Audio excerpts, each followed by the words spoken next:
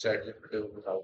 एवढा डिफरन्स नाही आहे, डिफरन्स थोडेफार डिफॉल्टचा डिफरंट आहे, पेपर पण थोडेफार डिफरन्स आहे, एवढा काही डिफरन्स नाही, मेजर डिफरन्स नाही.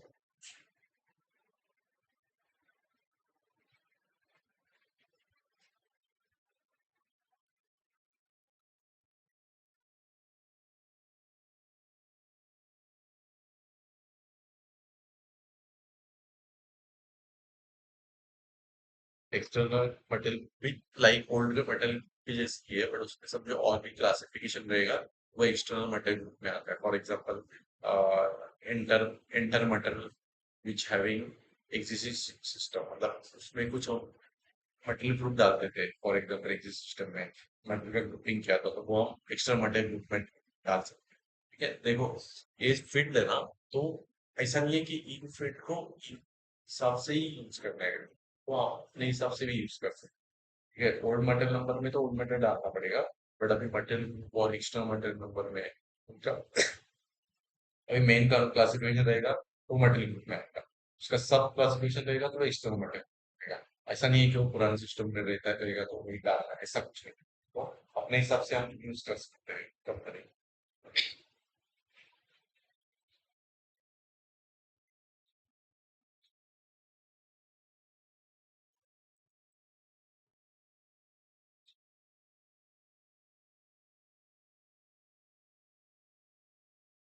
एक्सप्लान material statement, explain material statement मतलब एक material as to block for purchasing stock and vendor etc. at the client level for all plant, then select the blocking option here. Okay. A X plant material status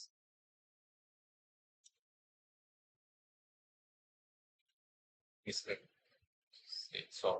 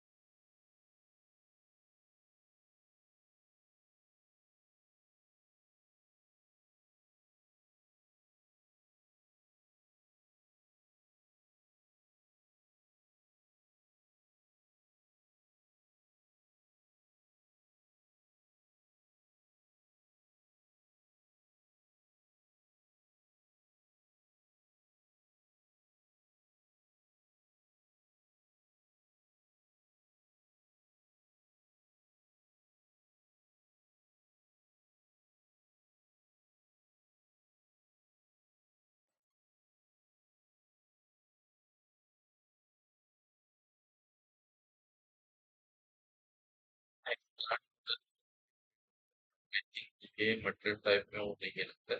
इससे हम क्या कर सकते हैं कि वो मटेरियल समझो हमको, ये देखो एक material has a block for purchasing inventory etcetera and client labour for all plant में ब्लॉक करना है तो हम x plant material status select करते हैं, टिक करते हैं.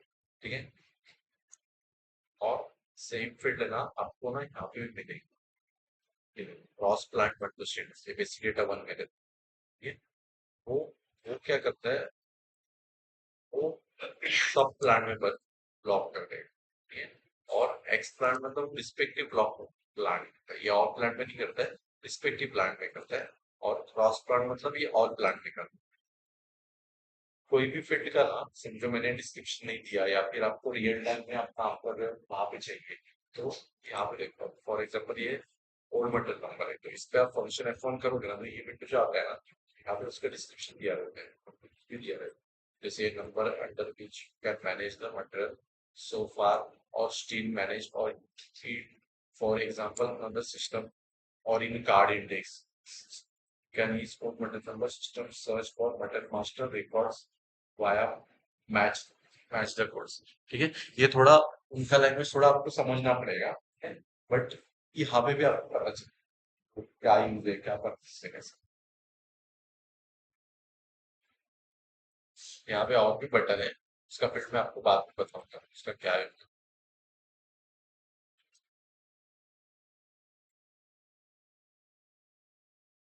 उसके बाद आप जाएंगे purchasing view.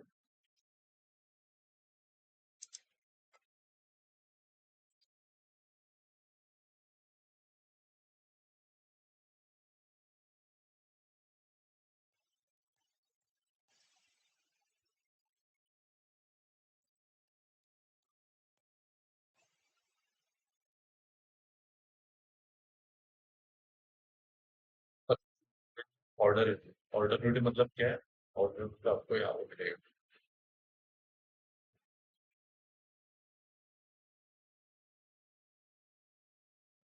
Order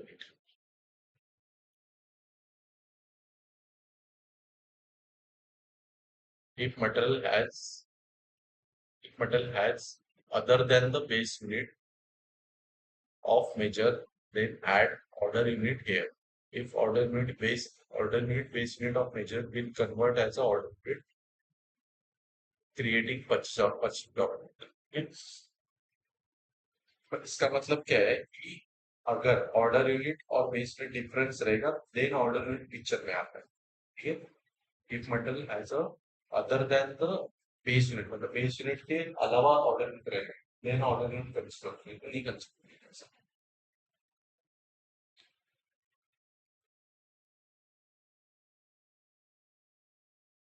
order unit actual जब भी उसका प्योर ट्रांजिशन जब भी बनाएंगे तभी उसका यूज होता है।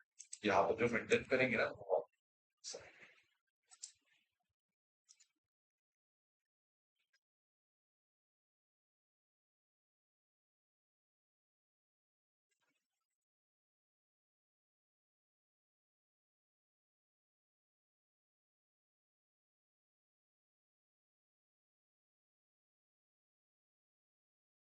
और देखो, आप एक ध्यान रखना, ये जो मटर मास्टर है ना, ठीक है, इसमें ना आप नोटिस करोगे कुछ कुछ फील्ड है ना तो आपको दिखेगी नहीं। ये सब कैसे कंट्रोल होता है पता है? ये है ना एक टी कोड है, O M S code, O M S. ये बेसिकली मटेरियल मास्टर का टी कोड है। ठीक है, इससे मटेरियल टाइप हम कंट्रोल कर सकते हैं। ये कौन से मटेरियल, फॉर एग्जाम्पल हम यूज करते हैं R O H. R O H use करते हैं, इसको मैं डबल क्लिक करता हूँ तो इसमें आप देखोगे ना तो इसमें ये देखो, इसमें ये व्यूज सिलेक्टेड रहते हैं। ठीक है, इसमें देखो वर्क शेड्यूलिंग अकाउंटिंग यही व्यूज अपने को दिख रहे हैं, सेल्स वगैरह ये दिख रहे हैं। अभी मैं सबसे दूसरा और एक लेता हूँ, जैसा कि DEIN, DIN, इस पे मैं डबल क्लिक करूँ तो इसमें देखो ये जो व्यू है ना, जैसे quality management storage view selected नहीं है। फिर देखो प्लांट लोकेशन, ठीक है, कॉस्टिंग भी नहीं है। पहले इसमें कॉस्टिंग था, वर्क शेड्यूलिंग भी नहीं है, अपने इसमें वर्क शेड्यूल था। ठीक है, तो अभी मैं इससे मैं अगर मटल बनाना चाहूँ, इसमें यहाँ पर डाल रहा हूँ DI सर्विस।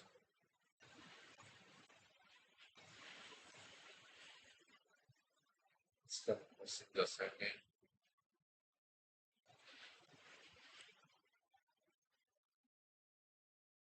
इसका नंबर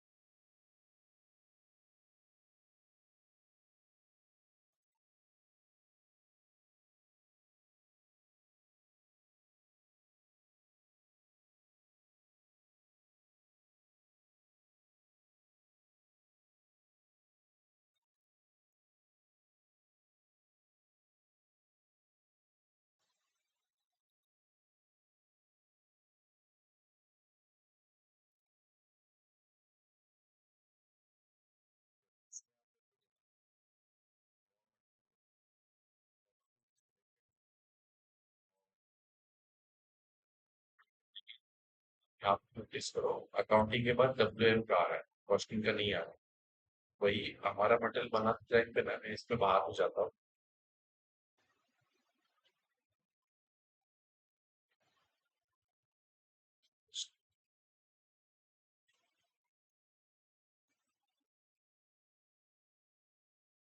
कॉस्टिंग का ये ये कंट्रोल होता है OMS टू टी कोड्स के मटेरियल टाइप से।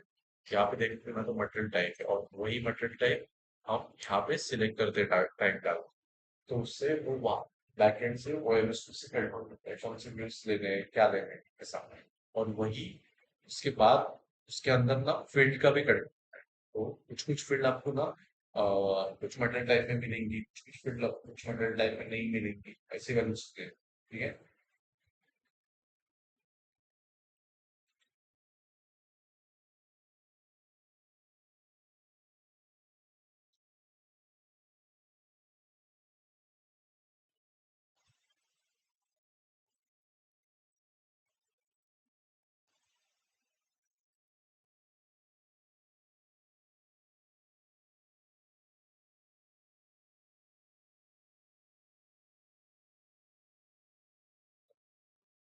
मतलब क्या, it is a cop buyer and individual buyer and it is a responsible to procure the service in day to day activities. ठीक है। बेसिकली ये बायर, इंडिविजुअल बायर का group होता है, बेसिकली वो हम यहाँ पे डालते हैं पर्सन करके फील्ड या बायर का कुछ ग्रुपिंग वगैरह रहेगा तो हम यहाँ पे डालते हैं। जो सिस्टम है हाँ वो नाम भी आता है, वो आगे आएगा ऐसा। तो सब जो उनका ग्रुप रहेगा, जैसे कुछ कुछ रिस्पेक्टिव प्रोडक्ट लेने वाले कुछ लोग रहेंगे, कुछ मेडिकल वाले लोग रहेंगे। ठीक है। जैसे मेडिकल हॉस्पिटल एक ग्रुप हो गया, वैसा और कुछ एक ग्रुप हो गया, तो वो ग्रुप बना के हम यहाँ पे डालते हैं। ये लोग ये चीज देंगे बस।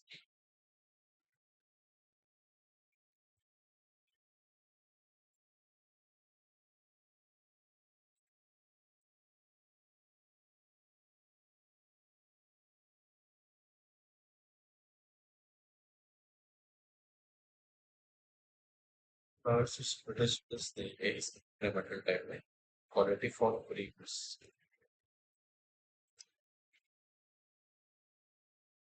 Quality for free use. यहाँ पे देखोगे ना तो इसका पूरा नाम नहीं, बट फंक्शन F1 करोगे ना तो यहाँ पे दिखता है, मतलब क्वालिफाई फॉर। ये इस ये लैपटॉप में आप डायरेक्ट में F1 कर रहा हो, बट आपके लैपटॉप में आप ट्राई करना फंक्शन दबा के F1 करना। कुछ कुछ लैपटॉप पे फंक्शन F1 फंक्शनलिटी होती, फंक्शन F1 पे रहती है। इसके लैपटॉप में F1 पे डायरेक्ट फंक्शन ऐसा।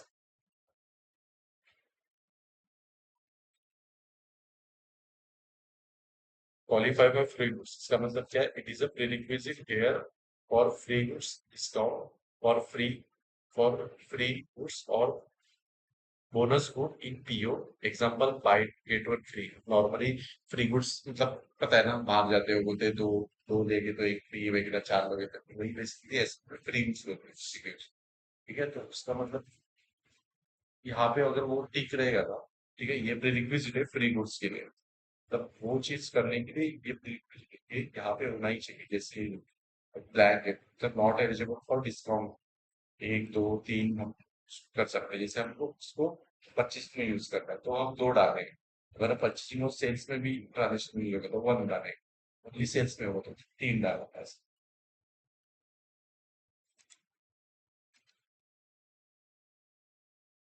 उसके बाद है टैक्स इंडिकेटर फॉर मटेरियल। ठीक है।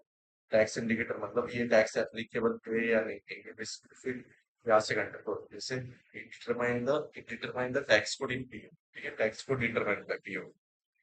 हम इसको कॉन्फ़िगर भी कर सकते हैं। बात ये है, आप ट्राई करना इसे करने के लिए। ठीक है। क्लिक ऑन न्यू एंट्रीज करना, उसके बाद आपका कंट्री डालना INI, tax for tax indicator 01 डालना। 0 मतलब नो GST, 1 मतलब 5 GST, मतलब 18 GST। इसमें आपको चेंज करना है तो आप चेंज कर सकते हो, आपकी चॉइस।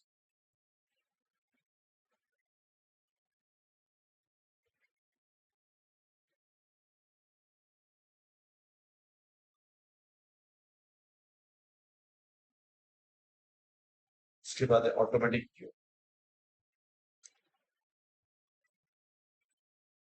ये ठीक है, ऑटोमेटिक पीओ अगर आप ठीक करोगे तो सिस्टम में ऑटोमेटिक पीओ बनेगा।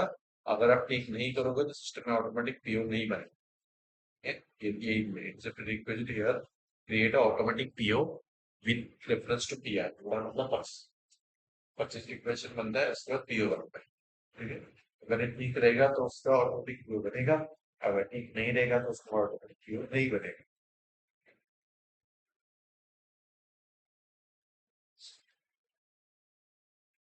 उसके बाद है बैच। बैच मतलब क्या है? आप फार्मा कोई भी प्रोडक्ट लेते हो ना तो उस पर बैच मेंशन। ठीक है, बैच मतलब क्या होता है कि वो उस मटेरियल, मतलब मैं कंपनी पर्सपेक्टिव से बोल रहा हूँ, वो मटेरियल कभी मैन्युफैक्चर हुआ है। ठीक है, और समझो ये उससे पता चलता है, ट्रैकिंग पर्पज उससे पता चलता है। ठीक है, थर्ड कि समझो एक प्रोडक्ट देखो ये मिला, क्या बोलते डिफेक्टिव मिला फॉर एग्जाम्पल, तो फार्मा कंपनी उसमें जो बैच नंबर मेंशन रहेगा ना, वो सारे बैच के प्रोडक्ट को भी चेक करती है। एक डिफेक्टिव हुआ तो वो सारे बैच को इंश्योर ट्रैकिंग पर batch management mostly pharma company. हाँ, एक- right.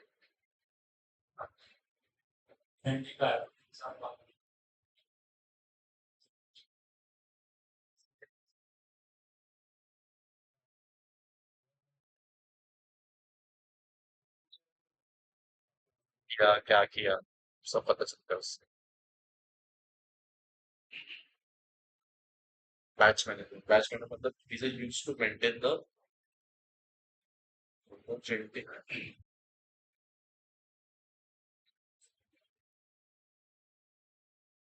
ठीक है, सिंपली बताओ तो मैंने जो बताया ना वो याद रखना बैच मैनेजमेंट के लिए, कि वो बैच को ट्रैक, मतलब प्रोडक्ट को ट्रैक करने के लिए, और उसमें जो डिफेक्टिव मिला था कौन से बैच में था उसके लिए बैच मैनेजमेंट यूज हो।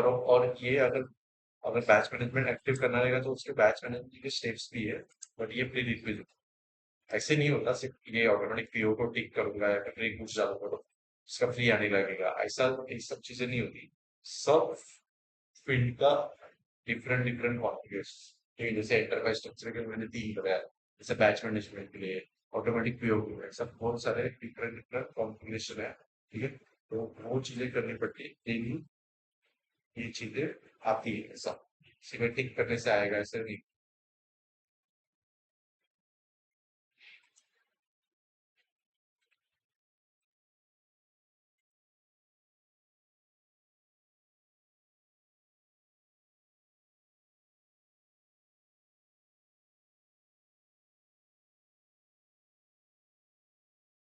अच्छी वैल्यू थी इसमें। वैल्यू क्या होता है? बेसिकली रिमाइंडर देने के लिए ये काम यूज होता है। जैसे it specify the reminder under an over delivery tolerance shipping instruction etcetera. ठीक है, बेसिकली रिमाइंडर देने के लिए ये चीजें यूज होती है। जैसे मैं यहाँ पे देखो ड्रॉप डाउन में कोई यूज कर रहा हूँ, और यहाँ पे ना डाल के, जैसे फॉर एग्जांपल मैं दे रहा हूँ ये फोर। फोर ये सिस्टम में बैकएंड में कॉन्फ़िगर किया हुआ है, एंटर कर रहा हूँ, नेक्स्ट चला गया।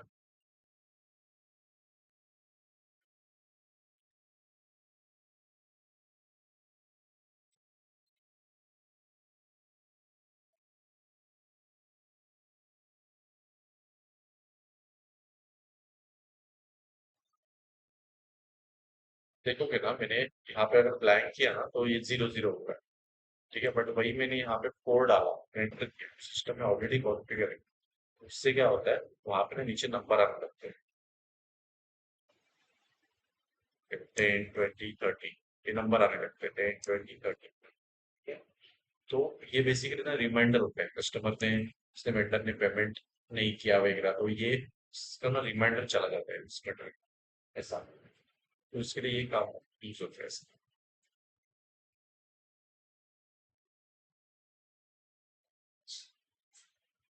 ठीक है।